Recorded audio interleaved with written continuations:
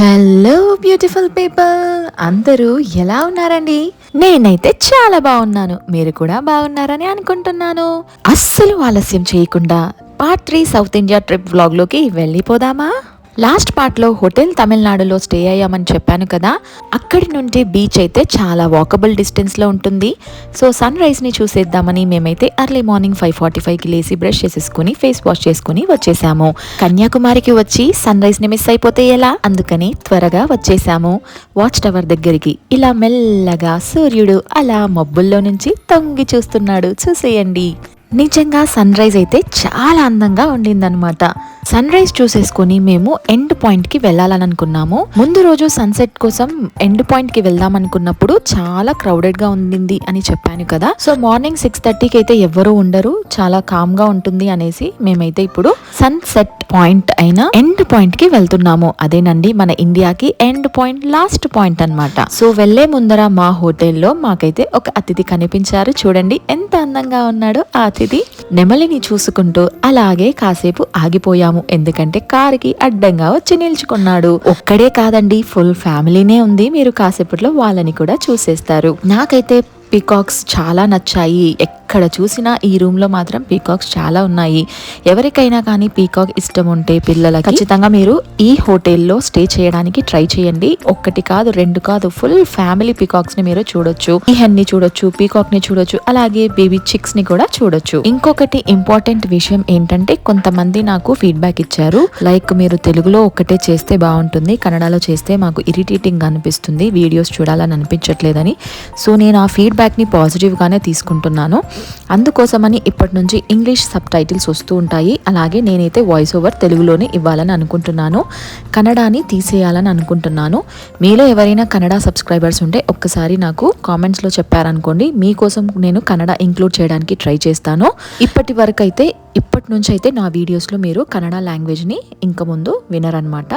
Only తెలుగులోనే నేను వీడియోస్ని చేయాలని అనుకుంటున్నాను. సో ఈ ఫీడ్బ్యాక్ని నేను తీసుకొని పాజిటివ్గా ఇంప్రూవ్ చేసుకోవాలని అనుకుంటున్నాను. సో ఎవరైతే ఇంతవరకు నన్ను సపోర్ట్ చేశారో, ఎవరైతే నాకు మంచి ఫీడ్బ్యాక్స్ ఇచ్చారో వాళ్ళందరికీ కూడా from the bottom of my heart thank you so much అండి. ఇప్పుడైతే మనము లాస్ట్ పాయింట్కి వెళ్తున్నాము. రోడ్ అయితే చాలా బాగుంది, ఫుల్ బ్లూ ఓషన్లో, అది కూడా మన ఇండియన్ ఓషన్ కదా, చాలా అందంగా ఉంటుంది. ఇండియన్ ఓషన్ చాలా బ్లూగా, చాలా కామ్గా, చాలా బాగుంటుంది. ఈ రోడ్ అంతా కూడా బ్లూ ఓషన్లో, అలాగే సూర్యుడు ఉదయించేశాడు కదా, ఇంకా ఆ వ్యూ అయితే మాటల్లో అస్సలు చెప్పలేము. చాలా అంటే చాలా చాలా చాలా బ్యూటిఫుల్ గా ఉండిందనమాట. నాకైతే ఈ రోడ్డు కంప్లీట్ గా చాలా నచ్చేసింది. అందులో మార్నింగ్ కదా, ఎవరు లేరనమాట.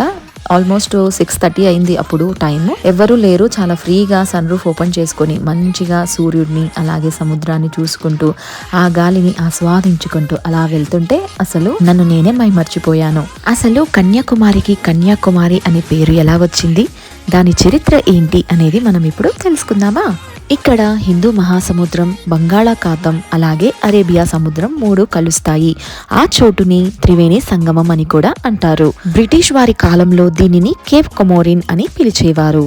దేవి కన్యాకుమారి అమ్మన్ అనే కన్య రూపంలో ఉన్న పార్వతీదేవి పేరు మీద ఈ ప్రాంతానికి ఆ పేరు వచ్చింది. పురాణాల ప్రకారం బాణాసురుడు అనే రాక్షసుడు శివుడు నుంచి ఒక వరం పొందుతాడు. కేవలం ఒక కన్య చేతిలో మాత్రమే తన మరణం సంభవించాలని వరమిస్తాడు. బాణాసురుడి రాక్షసత్వాన్ని అంతం చేయటానికి ఆదిపరాశక్తి కన్యాకుమారిగా జన్మిస్తుంది. కన్యాకుమారి దేవి శివుడిని వివాహం చేసుకోవడానికి ఈ ప్రాంతంలో తపస్సు చేస్తుంది. కానీ ముహూర్తం సమయానికి శివుడు రాకపోవడంతో వివాహం జరగదు. అనంతరం దేవి బాణాసురుడిని వధిస్తుంది. అందుకే ఈ ఆలయంలో అమ్మవారు కన్యగా కొలువై ఉంటారు.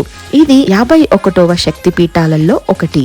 సతీదేవి కుడిభుజం ఇక్కడ పడిందని నమ్ముతారు. కన్యాకుమారి ప్రాచీన చరిత్ర తమిళ సంగం కాలం నాటిది. ఇది వేర్వేరు సమయాల్లో పాండ్యులు, చోళులు మరియు చేరన్ రాజుల పాలనలో ఉండేది. బ్రిటిష్ వారి కాలంలో ఇది ట్రావెన్కోర్ స్టేట్ భాగంగా ఉండేది. 1956వ సంవత్సరంలో వచ్చిన స్టేట్ రీఆర్గనైజేషన్ యాక్ట్ వలన కన్యాకుమారిని ట్రావెన్కోర్లోను నుండి తమిళనాడులోకి విలీనం చేసేశారు. భారతదేశం చివరి అంచు కన్యాకుమారి. ఇక్కడికి అర్త్ ఎండ్ అయిపోయి ఇక్కడ నుంచి మొత్తం సముద్రం మొదలవుతుంది. అంతులేని నీలి సముద్రం, ప్రశాంతమైన గాలి మనసుకు ఒక ప్రత్యేకమైన అనుభూతిని ఇస్తాయి.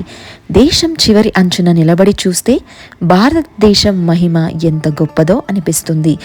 ప్రకృతి అందం, ఆధ్యాత్మికత కలిసిన అద్భుత ప్రదేశం కన్యాకుమారి. మొత్తం చుట్టూరా కూడా సముద్రం తప్ప ఏమీ లేదు, కానీ చూడటానికైతే చాలా బ్యూటిఫుల్ గా ఉంది. ఇక్కడైతే మనం ఇప్పుడు కార్ ని స్టాప్ చేసుకుని మంచిగా పిక్చర్స్ అయితే క్లిక్ చేసుకున్నాము. ఇది మార్నింగ్ సన్ రైజ్ అయిన తర్వాత మేము క్లిక్ చేసిన పిక్చర్స్. మీరు ఇక్కడ చూడొచ్చు పీహెన్స్ ని. ఇవన్నీ కూడా మేము స్టే చేసిన హోటల్ రూమ్ లోనే ఉన్నాయి. అయితే ఇది కాటేజ్ నుంచి మా బీచ్ వ్యూ, తర్వాత పీకాక్ రూమ్ దగ్గర, అలాగే ఇది హోటల్ రూమ్ లో నుంచి బీచ్ వ్యూ. ఇప్పుడు మనమైతే బ్రేక్ఫాస్ట్ తినడానికి రెస్టారెంట్ కి వెళ్తున్నాము. ఆ బ్రేక్ఫాస్ట్ వీడియోస్ అన్ని కూడా నేను రికార్డ్ చేయలేదు. ఇంకా 9 o'clock కి మేము చెక్అవుట్ చేసేసుకుని ఇప్పుడైతే మనం వివేకానంద రాక్ మెమోరియల్ కి వెళ్ళటానికి వచ్చేసామన్నమాట. బట్ అస్సలు హారిబుల్ విషయం ఏంటంటే మేము 9 o'clock కి వెళ్ళి క్యూలో నిల్చుకున్నాము. అప్పటికే క్యూ అనేది చాలా ఉండింది. అది నార్మల్ టికెట్ క్యూ అన్నమాట. అది 50 rupees per person. బట్ మేము నిల్చుకున్నదైతే ఎక్స్పెన్సివ్ టికెట్ క్యూ అన్నమాట. అందులో మా ముందర ఒక 10 members ఉన్నారు అంతే. కానీ 9 నుంచి ఆల్మోస్ట్ 11 వరకు మేము నిల్చుకొనే ఉన్నాము. పిల్లల్ని పెట్టుకొని ఆ ఎండలో అలా నిల్చుకోవడం అనేది చాలా కష్టమైన పని. పిల్లలు ఎంతసేపు నిలబెడతారో మీరే చెప్పండి. అసలు కూర్చోడానికి ఎక్కడ కూడా స్పేస్ అనేది లేదనమాట. కొంతమంది టెంపుల్కి వెళ్ళేవారు టెంపుల్కి వెళ్ళి స్నానాలు చేసుకొని వస్తున్నారు. కానీ మాకైతే లిటరల్గా చాలా విసుగొచ్చేసింది. అనవసరంగా వచ్చామనిపించింది. ఎందుకంటే టైం అనేది చాలా వేస్ట్ అయిపోయింది మాకు అక్కడ. టికెట్ కౌంటర్ ఓపెన్ అయ్యేసరికి ఆల్మోస్ట్ 11:30, 12 అయింది. సో అప్పుడు ఇంకా ఫుల్ హాట్ అయిపోయింది అనమాట. క్లైమేట్ కూడా చాలా వేడిగా ఉండింది ఆ రోజు. సరే ఇంకెలాగో టికెట్స్ తీసేసుకున్నాము. నార్మల్ టికెట్ అయితే 50 రూపీసేనండి, కానీ మనం క్యూలో వెయిట్ చేయాల్సి ఉంటుంది. ఇదైతే మనం ఎక్స్పెన్సివ్ అనుకుంటాం, కానీ పర్ పర్సన్ 500 ఛార్జ్ చేస్తారు. ఈ 500 రూపీస్ టికెట్ తీసుకున్న వల్ల మన క్యూ అనేది త్వరగా మూవ్ అవుతుందన్నమాట. అదే 50 రూపీస్ క్యూ అనుకోండి, చాలా క్రౌడెడ్గా ఉంటుంది. అస్సలు మనము ఫెర్రీ ఎక్కాలంటే ఆల్మోస్ట్ 3 hours to 4 hours క్యూలోనే నిల్చుకొని ఉంటాం అనమాట. అందుకని ఎక్స్పెన్సివ్ అయినా కూడా ఈ టికెట్ని తీసుకున్నాము. కొంచెం లైన్ అయితే ముందుకి తొందరగానే వెళ్ళిపోయింది. కానీ ఆల్మోస్ట్ ఆఫ్టర్నూన్ అయిపోవడం వల్ల వేడి అనేది ఎక్కువ అయిపోయింది, చెమట, విసుగు. అలాగే ఇంకొకటి డిసప్పాయింటింగ్ విషయం ఏంటంటే మనం అంత పెట్టినా కూడా సేమ్ ఫెరీలోనే, మనం 50 రూపీస్ టికెట్ తీసుకున్నా కూడా సేమ్ ఫెరీలోనే తీసుకొని వెళ్ళేది. మనకేం సపరేట్ ఫెరీ రాదు, వాళ్ళకేమి సపరేట్ ఫెరీ రాదు. ఒకటే ఫెరీలో ఆల్మోస్ట్ 500 members లేదా 200 members-ని అలా తోసేసుకొని గొర్రెల గుంపులాగా ఎక్కించేశారు. నాకైతే లిటరల్గా అస్సలు నచ్చలేదన్నమాట ఆ సిస్టమ్ అనేది. ఇప్పుడు మనం 500 పే చేస్తున్నాం కాబట్టి దానికి రీజనబుల్గా మనకి సీటింగ్ అనేది ఉంటే చాలా బాగుంటుంది అనిపించింది నాకు. అది కూడా చాలా స్లోగా వెళ్తుంది, ఫాస్ట్గా అయితే ఏం వెళ్ళదు. గాలి కూడా ఆడదన్నమాట వేడిగా ఉంటే. అసలు నాకు చాలా ఇరిటేటింగ్గా అనిపించింది. అందులో జనాలంతా కూడా ఇరుకిరుకుగా ఉండి కూర్చోవడం వల్ల కొంచెం ఇరిటేషన్ అయితే అయిందనమాట మాకు. కానీ ఇంకా టికెట్ తీసుకున్నాక ఏం చేయలేము కదా అనేసి ఇంకా సైలెంట్ అయిపోయాము. బట్ ఈ జర్నీ మనం వేరే బోట్లో కనుక వెళ్తే, అంటే ప్రైవసీగా ఉండి ఒక 10 members 20 members అలా ఉంటే చాలా బాగుంటుంది. ఎంజాయ్ చేయడానికి, మనకి టైం స్పెండ్ చేయడానికి చాలా బాగుంటుంది. కానీ అలా ఒకటేసారి 500-100 members అంటే అస్సలు విసుగు అనిపిస్తుంది ఆ ఎండలో. ఫెర్రీలో మనకైతే ఒక 20-30 minutes పడుతుంది వివేకానంద రాక్ మెమోరియల్ చేరుకోవటానికి. అయితే వివేకానంద రాక్ మెమోరియల్కి వెళ్ళగానే మనకు స్టార్టింగ్ పాయింట్లోనే టికెట్ కౌంటర్ ఉంటుంది. మనం తీసుకున్నది కేవలం ఫెర్రీకి మాత్రమే టికెట్. కానీ వివేకానంద రాక్ మెమోరియల్ లోపలికి వెళ్ళాలనుకుంటే ఖచ్చితంగా మనం మళ్ళీ టికెట్ని కొనాల్సి ఉంటుంది. అక్కడ నుండి మనం చెప్పులు వేసుకోవటానికి వీలు లేదు. అందుకని కౌంటర్లో మన చెప్పుల్ని ఇచ్చేసి మనం అక్కడి నుంచి చెప్పులు లేకుండా నడవాల్సి ఉంటుంది. అయితే చెప్పులు లేకుండా ఆ వేడిలో, ఆ ఎండకి నడవటం అంటే ఒక టాస్క్ అనే చెప్పాలి. అక్కడ ఒక చిన్న టెంపుల్ కూడా ఉంది. దర్శనం చేసుకోవాలనుకున్న వాళ్ళు దర్శనం కూడా చేసుకోవచ్చు. అలాగే దాన్ని ముగించుకుని వివేకానంద రాక్ మెమోరియల్ హాల్లోకి అయితే మనం వెళ్ళొచ్చు. అదే ఎక్కడైతే వివేకానందుడు ధ్యానం చేశాడో ఆ ప్లేస్కి వెళ్ళొచ్చు. అక్కడ డొనేషన్ కూడా చేయొచ్చు. మీరు ఏమైనా అమౌంట్ని డొనేట్ చేయాలనుకుంటే అక్కడ డొనేషన్ చేయొచ్చు. అయితే ఇక్కడ చల్లగా ఉండటానికి వాళ్ళు నీళ్ళు అయితే వేశారు, కానీ ఆ వేడి ముందర ఈ నీళ్లు ఎంత చెప్పండి. ఆవిరైపోతున్నాయి అంతే. వేడి అయితే అసలు మామూలుగా లేదనమాట.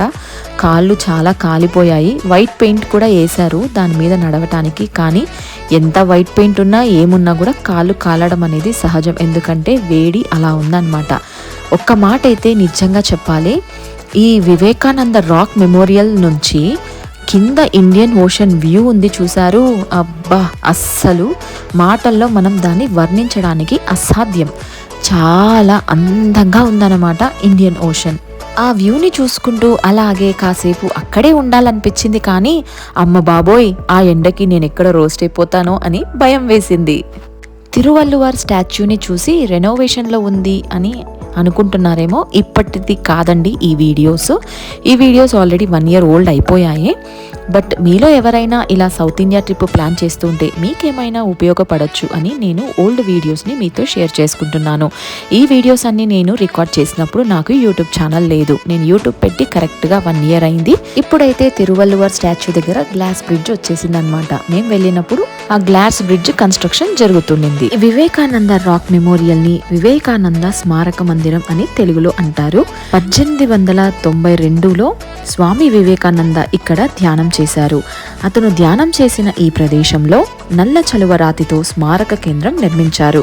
ఇక్కడ 12 అడుగుల ఎత్తుతో ఉండే వివేకానందుడి కాంస విగ్రహం ప్రత్యేక ఆకర్షణగా నిలుస్తుంది. 1970వ సంవత్సరంలో అప్పటి రాష్ట్రపతి వివి గిరి ఈ విగ్రహాన్ని ఆవిష్కరించారు. ఈ వివేకానందుడి రాకుకు కొత్త దూరంలో పార్వతీదేవి పరమశివుడిని పెళ్లాడేందుకు తపస్సు చేసిన ప్రాంతం. అక్కడ శిలారూపంలో ఆమె పాదముద్రలు కూడా మనకు దర్శనమిస్తాయి. వివేకానంద రాక్ మెమోరియల్ కి సమీపంలోనే తిరువల్లువార్ విగ్రహం ప్రముఖ ఆకర్షణ. 133 అడుగుల ఎత్తైన ఈ విగ్రహం తమిళ కవి తిరువల్లువార్ గారికి అంకితం. ఆయన రచించిన తిరుకురల్ గ్రంథం జీవన విలువలు, నైతికతను బోధిస్తుంది. ఈ విగ్రహం జ్ఞానం, సంస్కృతి, మానవ విలువలకు ప్రతీక. సముద్రం మధ్యలో నిలిచిన ఈ విగ్రహం సంస్కృతి గౌరవాన్ని ప్రతిబింబిస్తుంది. దీని ఎత్తు 133 అడుగులు. తిరుకురల్లోని 133 అధ్యాయాలకు సూచకం. మనం ముందుగా చెప్పులని కౌంటర్లో ఇచ్చేసాం కదా, వాటిని కలెక్ట్ చేసుకొని ఇప్పుడైతే మనము మళ్ళీ ఫెర్రీ కోసం స్టార్టింగ్ పాయింట్కి అయితే వచ్చేస్తున్నాం అనమాట. స్టార్టింగ్ పాయింట్లో ఫెర్రీ కోసం అయితే ఒక 10 minutes వెయిట్ చేసేసాము. ఫెర్రీ ఎక్కగానే అలసట అనిపించేసింది. ఇంకా బయటికి వచ్చేసిన తర్వాత అక్కడే దగ్గర చాలా చిన్న చిన్న షాప్స్ ఉన్నాయన్నమాట. అక్కడ ఒక లెమన్ జ్యూస్ అయితే తాగి రిఫ్రెష్ అయ్యాము. ఇంకా ఇప్పుడు మనము రామేశ్వరంకి వెళ్తున్నాము. లైట్ హౌస్కి వెళ్ళాలని అనుకున్నాం, కానీ అలసిపోవటం వల్ల ఎండ వేడి వల్ల వెళ్ళలేకపోయాము. ఇంకా డైరెక్ట్ రామేశ్వరంకి వెళ్ళిపోదాము అని అనుకున్నాము. మధ్యలో మేము లంచ్కి కూడా ఎక్కడ స్టాప్ చేయలేదు. అదండి మా కన్యాకుమారి స్టోరీ. ఇప్పుడు రామేశ్వరంకి వెళ్ళిపోతున్నాము. కన్యాకుమారి నుండి తిరునల్వేలి మీదుగా మేమైతే ఇప్పుడు రామేశ్వరంకి వెళ్తున్నాము. తిరునల్వేలికి వెళ్తున్నారా? అయితే ఖచ్చితంగా హల్వాని అలాగే పాలకోవని ట్రై చేయడం మర్చిపోకండి. ఈ టెంపుల్ దగ్గరే ఉంటుంది ఆ షాప్ని మీరు గూగుల్లో కూడా సెర్చ్ చేసి వెళ్ళొచ్చు. చాలా టేస్టీగా ఉంటుంది, ఒక్కసారి ట్రై చేయండి. అలాగే మన సింహం మూవీ ఉంది కదా, అదేనండి సూర్యాది. ఆ సినిమాది షూటింగ్ స్పాట్ కూడా మేము చూసాము, ఆ ఫ్యాక్టరీని. అది తూత్తుకుడిలో. ఫస్ట్ తిరునల్వేలికి వెళ్ళాము. తిరునల్వేలిలో హల్వా పాలకోవా తీసుకొని తిరునల్వేలి మీదుగా తూత్తుకుడికి అయితే వెళ్ళాము. తూత్తుకుడిలో కూడా బీచ్ ఉంది, వెళ్ళాలనుకున్న వాళ్ళు వెళ్ళొచ్చు. ఈవినింగ్ ఆల్మోస్ట్ 5 o'clock అయిపోయింది అనమాట. ఇదేనండి తూత్తుకుడిలో మనకి మూవీలో చూపించే ఆ ఫ్యాక్టరీ. ఈవినింగ్ 5 o'clock అయితే రామేశ్వరం రీచ్ అయిపోయాము. 2 వైపుల సముద్రాన్ని మనం రామేశ్వరం ఎంటర్ అవ్వగానే చూడొచ్చు. రైల్వే ట్రాక్ కనిపించగానే నాకు ఎంతో ఆసక్తి కలిగింది. ఎంతో ఎదురు చూసిన అద్భుతమైన పంబన్ బ్రిడ్జ్ ను చూసిన క్షణం మర్చిపోలేనిది. పంబన్ బ్రిడ్జ్ భారతదేశంలోని మొదటి సముద్ర వంతెన.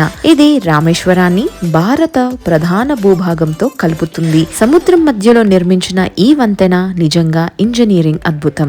2 వైపులా విస్తరించిన సముద్రం మధ్య ప్రయాణం అద్భుత అనుభూతి. ఈ వంతెన మీదుగా ట్రైన్ ప్రయాణం చూడటం ఒక ప్రత్యేక అనుభవం. ప్రకృతి అందం, మానవ ప్రతిభ కలిసిన అద్భుత కట్టడం ఇది. ఈ బ్రిడ్జ్ చూసిన వెంటనే ఒక్కసారి ట్రైన్ లో ప్రయాణం చేయాలని నాకైతే అనిపించింది. ఇలాంటి అద్భుతమైన ప్రదేశంలో ఫొటోస్ దిగకుంటే ఎలా చెప్పండి? అందుకని మేమైతే ఒక స్టాప్ చేసేసుకుని కొన్ని పిక్చర్స్ అయితే క్యాప్చర్ చేసుకున్నాము. ఆ ఆ రోజే ధనుష్కోడిని కూడా కవర్ చేయాలని అనుకున్నాము, కానీ ధనుష్కోడి చెక్ పోస్ట్ 5:30కి క్లోజ్ అయిపోతుందన్న విషయం మాకు తెలియదు. అక్కడికి వెళ్ళిన తర్వాత వాళ్ళు మమ్మల్ని అలౌ చేయలేదు. సో మళ్ళీ మనం మార్నింగ్ 6 o'clockకి వెళ్లాల్సి ఉంటుంది. ఈవినింగ్ 5:30 వరకు, తర్వాత మార్నింగ్ 6కి ఓపెన్ అవుతుంది. సరే, ఇంకా మేము రూమ్ ఏది కూడా బుక్ చేసుకోలేదు కాబట్టి రూమ్ సెర్చ్ చేసుకున్నాము. హోటల్ తమిళనాడు జస్ట్ బీచ్ పక్కలోనే ఉంది అని అక్కడికి వెళ్ళాము, కానీ ఏసీ రూమ్స్ అవైలబుల్ గా లేవు. అందుకని బీచ్ దగ్గరలోనే హోటల్ తమిళనాడు పక్కల్లో ఈ బృందావన్ ఎలైట్ హోటల్ కి అయితే వచ్చేసాము. అప్పుడే బుక్ చేసుకున్నాము. అక్కడే అగ్ని తీర్థం కూడా ఉంది. చాలా మంది స్నానాలు చేస్తూ పూజలు కూడా చేయటం మేము చూసాము. నెక్స్ట్ ఎక్కడికి వెళ్తున్నామో తెలుసుకోవాలనుకుంటే ఇంకా నెక్స్ట్ పార్ట్ కోసం పేజీ చూడాల్సిందే. ఈ వీడియో కనుక మీకు నచ్చినట్లయితే please do like, share and subscribe. Thank you for watching. Bye.